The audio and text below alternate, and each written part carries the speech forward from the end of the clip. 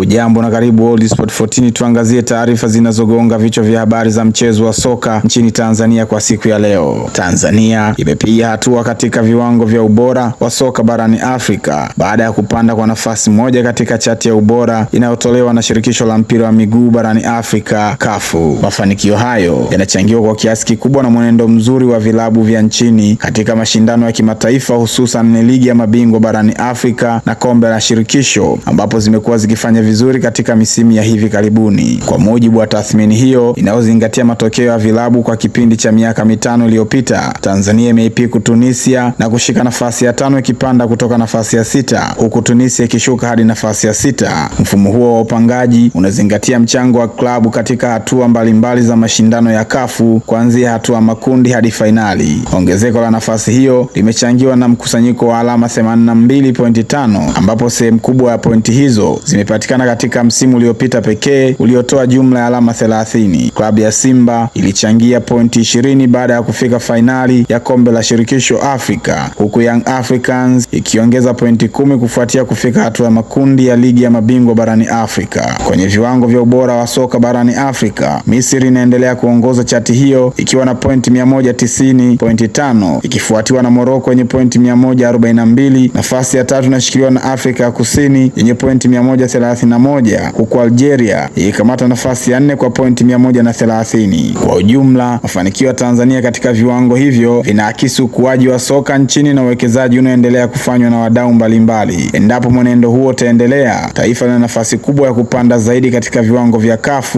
jambo linaloongeza hadhi ya soka Tanzania kimataifa na kuvutia ushindani mkubwa zaidi katika mashindano ya Afrika. Ni hayo tu kwa sasa. Kwa habari zaidi, tafadhali endelea kufuatilia World Sport 14. Kwa heri.